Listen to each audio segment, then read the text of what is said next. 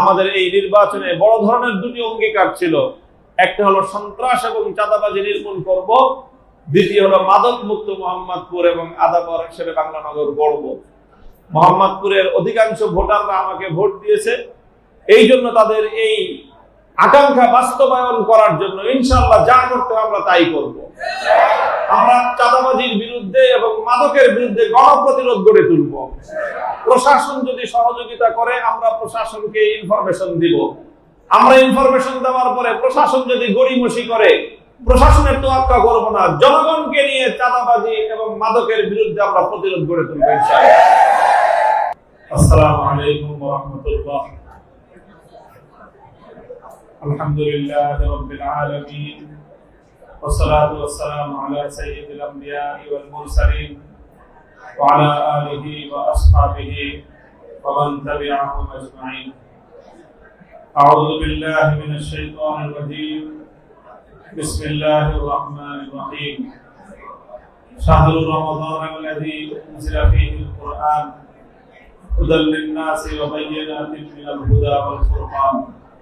সাদাকাল্লাহুল আযীম। বাংলাদেশ খেলাফত মজলিস ও তার সহযোগী সংগঠন সমূহের মোহাম্মদপুর থানা শাখার উদ্যোগে আয়োজিত আজকের এই ইফতার মাহফিলে উপস্থিত সম্মানিত নেতৃবৃন্দ, সম্মানিত এলাকাবাসী, আমি সর্বপ্রথম আজকে আপনাদের এই মাহফিলে আমরা যারা উপস্থিত হয়েছি আপনাদের সকলকে আমি আন্তরিক কৃতজ্ঞতা, শুকরিয়া এবং অভিনন্দন জানাচ্ছি যে বাংলাদেশ খেলাফত মজলিসের ডাকে আপনারা এভাবে বিপুল পরিমাণ এলাকাবাসী সাড়া দিয়েছেন এবং উপস্থিত হয়েছেন। আল্লাহ আপনাদের সকলকে উত্তম বিনিময় দান করুন।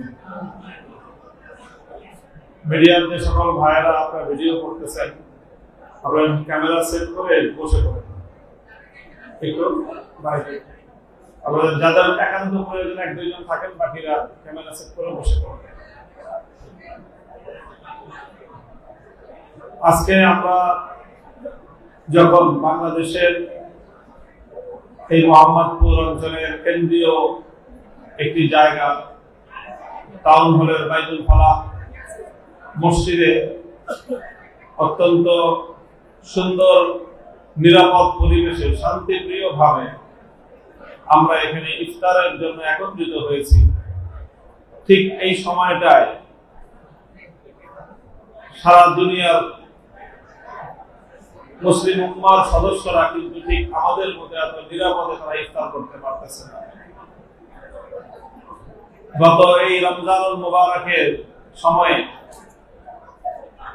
সাম্রাজ্যবাদী আমেরিকা এবং ইসরায়েলের সন্ত্রাসী বর্বর নৃশংস হামলায় যেইভাবে ইরানের সর্বোচ্চ ব্যক্তিত্ব নিহত হয়েছেন এবং সে দেশের শত শত নিরীহ সাধারণ মানুষকে যেভাবে হামলা চালিয়ে হত্যা করা হয়েছে, সেই হত্যাকাণ্ডের নিন্দা জানানোর ভাষা আমাদের জানা নাই। আমরা মনে করি আমেরিকা এবং ইসরায়েল বর্তমানে সারা দুনিয়ার শান্তির জন্য সবচেয়ে বড় অন্তরায় এবং বাধা হয়ে দাঁড়িয়েছে। দুনিয়ার 700 কোটি মানুষের শান্তির জন্যই ইসরায়েলের ধ্বংস এবং পতন হওয়া জরুরি। ধর্ম বর্ণ নির্বিশেষে হিন্দু, বৌদ্ধ, খ্রিস্টান, অন্যান্য জাতি এবং মুসলমান সারা দুনিয়ার সকল ধর্মের মানুষ যদি শান্তিতে থাকতে চায় তাহলে আমেরিকার আধিপত্যবাদের পতন হওয়া অনিবার্য। এই জন্য আমরা ইফতারকে সামনে রেখে একটু পরে দোয়া করব আল্লাহর কাছে। আমরা কামনা করব যেন এই বর্বরোচিত হামলায় যে সকল মুসলমানরা ইরান এবং অন্যান্য দেশে শাহাদাত বরণ করেছেন, আল্লাহ যেন তাদের শাহাদাতকে কবুল করে মুসলিম উম্মাহকে যেন আল্লাহ পাক জেগে ওঠা, জাগ্রত হওয়ার এবং ঐক্যবদ্ধ হওয়ার তৌফিক দান করেন এবং সেই সাথে জালিম অত্যাচারী, বর্বর, দুনিয়ার শান্তির জন্য বাধা এবং অন্তরায় ইসরায়েলি হায়নাদেরকে আল্লাহ যেন ধ্বংস করে দেন। আমরা বাংলাদেশ থেকে, বাংলাদেশের সরকারের পক্ষ থেকে এই ঘটনার যেই ধরনের নিন্দাবাদ আশা করেছিলাম, দুর্ভাগ্যজনকভাবে আমাদের রাষ্ট্র এবং আমাদের সরকার সেইভাবে কঠোর ভাষায় নিন্দা জ্ঞাপন করতে পারে নাই। এটা আমাদের জন্য চরম দুঃখের বিষয়। আমাদের সরকারগুলো তারা পশ্চিমাদের কাছে নিজেদেরকে এতটাই অসহায় মনে করে যে তাদের ঘৃণ্য অপতৎপরতা, নৃশংসতা, হত্যাযজ্ঞের নিন্দাটুকু পর্যন্ত জানাতে ভয় পায়। আমরা সরকার ভয় পাইলে কি হবে? বাংলাদেশের জনগণ ভয় পায় না। এই জন্য আমরা সারা দুনিয়ার মুসলমানদেরকে আহ্বান জানাই, বিশেষ করে মধ্যপ্রাচ্যের মুসলিম নেতৃবৃন্দকে আমরা আহ্বান জানাই যে খুনি, সাম্রাজ্যবাদী, সন্ত্রাসী আমেরিকার গোলামি এবং দাসত্ববাদ দিয়ে উম্মার স্বার্থে আপনারা ঐক্যবদ্ধ হন। ইনশাআল্লাহ সারা দুনিয়াতে মুসলমানদের মুক্তি এবং তাদের শান্তি নিশ্চিত হবে ইনশাআল্লাহ। দ্বিতীয় বিষয় হলো আমাদের বাংলাদেশ, আমাদের প্রাণপ্রিয় মাতৃভূমি। দীর্ঘ সংগ্রামের মধ্য দিয়ে, অনেক লড়াই করে বাংলাদেশের মানুষ 24 জুলাই বিপ্লবের মধ্য দিয়ে তারা ফ্যাসিবাদ থেকে মুক্তি লাভ করেছে, জুলুম এবং অত্যাচার থেকে তারা মুক্তি লাভ করেছে। এদেশের মানুষ তারা জুলাই বিপ্লবের যে অর্জন সেটাকে তারা অক্ষুণ্ণ রাখতে চায় এবং যে কোনো মূল্যে আগামীর বাংলাদেশে জুলাই বিপ্লবের আকাঙ্ক্ষা বাস্তবায়িত যেন হতে পারে, সেটার জন্য বিশেষ করে বাংলাদেশের তরুণ প্রজন্ম তারা সজাগ, সচেতন এবং সোচ্চার হয়েছে। এই জন্য আমরা বাংলাদেশের দায়িত্বশীল কর্তৃপক্ষ হিসেবে বর্তমান সরকারকে আমরা স্পষ্ট ভাষায় বলতে চাই যে এদেশে দীর্ঘ অনেক বছর পর, 17 বছর পরে একটা নির্বাচন হয়েছে। বাংলাদেশের মানুষ আর যাই হোক শান্তিপূর্ণভাবে তারা তাদের ভোটাধিকার প্রয়োগ করতে পেরেছে। ভোটের ফলাফল নিয়ে যাই করা হোক, ইঞ্জিনিয়ারিং টুকটাক যাই হয়েছে, মানুষ ভোট দিতে পেরেছে, এটা নিয়ে মানুষের মধ্যে একরকম শান্তি আর স্বস্তি আছে। মানুষ কিন্তু 2টা ভোট দিছে। সংসদ নির্বাচনে প্রতীকে ভোট দিয়েছে, জুলাই সনদ বাস্তবায়নের জন্য গণভোট দিয়েছে। আমরা বলেছিলাম যে গণভোটটা আগে করেন, সংসদ নির্বাচনটা পরে করেন, কিন্তু যাই হোক সেটা হয় নাই, একসাথে হয়েছে। গণভোটে মানুষ বেশি ভোট দিয়েছে, 2/3 বেশি মানুষ গণভোট দিয়েছে। ধানের শীষে কিন্তু 2/3 মানুষ ভোট দেয় না। কাজেই ধানের শীষালারা যদি এই গণভোটের বাংলাদেশের 2/3 বেশি মানুষের এই ভোটাধিকারকে নিয়ে যদি কোনো টালবাহানা করতে চায়, তাহলে পরিণাম কিন্তু ভালো হওয়ার কোনো সম্ভাবনা নেই। কাজেই জনগণের মতামতকে, জনগণের রায়কে হাইকোর্ট দেখাবেন, এই বাঙালির হাইকোর্ট দেখানোর দিন কিন্তু শেষ।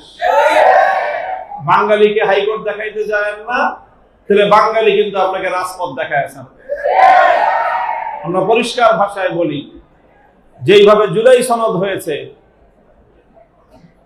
সহস্রাধিক তাজা প্রাণের রক্ত ঝরেছে, সব দামাল সন্তান, আমাদের স্কুল, কলেজ, ইউনিভার্সিটি, মাদ্রাসার ছেলেরা রক্ত দিয়ে যে বিপ্লব এনেছে, সেই বিপ্লবকে কোন ব্যক্তি অথবা কোন দলকে খুশি করার জন্য ব্যর্থ করতে দেব না ইনশাআল্লাহ।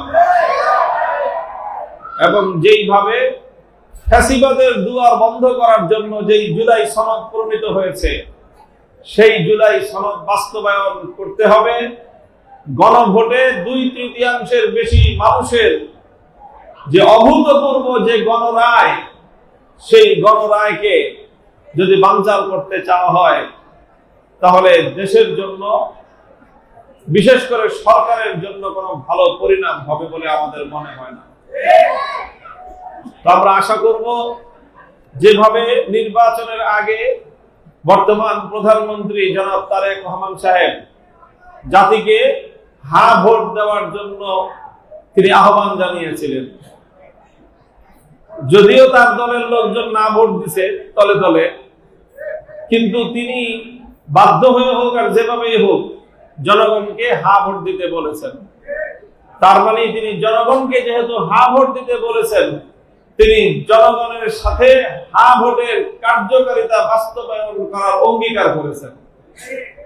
এখন পাশ করে পগার পার হয়ে যাওয়ার পরে যদি মনে করেন যে এখন আর জনগণের দরকার হবে না, বলবো পোকার স্বর্গে বসবাস করতেছে। পাশ করার আগে যেরকম জনগণের প্রয়োজন ছিল, পাশ করার পরে আগামী 5 বছর শান্তিতে টিকে থাকার জন্য আরো বেশি প্রয়োজন জনগণের। রোজা রমজানের দিন রোজা রেখে আপনারা যদি এই গাদ্দারি আর বেঈমানি শুরু করেন, তাহলে কিন্তু আপনাদের পরিণাম খুব খারাপ হবে। আমরা সৎ পরামর্শ দিচ্ছি, ভালো পরামর্শ দিচ্ছি, ভালোয় ভালোয় জনগণের ইচ্ছা এবং তাদের আশা বাস্তবায়ন করেন। ইনশাআল্লাহ জুলাই বিপ্লব বাংলাদেশে ইসলামের অনুকূল একটা বিপ্লব। আমরা পবিত্র রমজানুল মুবারক, যেটা কোরআন নাজিলের মাস, এই মাসকে আমরা আল্লাহর জমিনে আল্লাহর কোরআনে শাসন বাস্তবায়নের জন্য একটা পদক্ষেপ হিসেবে আমরা গ্রহণ করলাম। আমি মোহাম্মদপুরের এলাকার মানুষকে ধন্যবাদ জানাই। সর্বশেষ আমার আহ্বান হলো, আমাদের এই নির্বাচনে বড় ধরনের 2টি অঙ্গীকার ছিল। একটা হলো সন্ত্রাস এবং চাঁদাবাজি নির্মূল করব, দ্বিতীয় হলো মাদক মুক্ত মোহাম্মদপুর এবং আদাবর হিসেবে বাংলা নগর গড়ব। মোহাম্মদপুরের অধিকাংশ ভোটাররা আমাকে ভোট দিয়েছে, এই জন্য তাদের এই আকাঙ্ক্ষা বাস্তবায়ন করার জন্য ইনশাআল্লাহ যা করতে আমরা তাই করব। আমরা চাঁদাবাজির বিরুদ্ধে এবং মাদকের বিরুদ্ধে গণপ্রতিরোধ গড়ে তুলব। প্রশাসন যদি সহযোগিতা করে, আমরা প্রশাসনকে ইনফরমেশন দিব। আমরা ইনফরমেশন দেওয়ার পরে প্রশাসন যদি গড়িমসি করে, প্রশাসনের তোয়াক্কা করব না, জনগণকে নিয়ে চাঁদাবাজি এবং মাদকের বিরুদ্ধে আমরা প্রতিরোধ গড়ে তুলব ইনশাআল্লাহ। আমি আপনাদের সাথে আছি। আমরা ঐক্যবদ্ধভাবে ইনশাআল্লাহ আমাদের নিরাপদ সমৃদ্ধ ঢাকা 13 গড়ার জন্য আমরা অব্যাহতভাবে চেষ্টা চালিয়ে যাব। আল্লাহ আমাদের সকলকে কবুল করুন।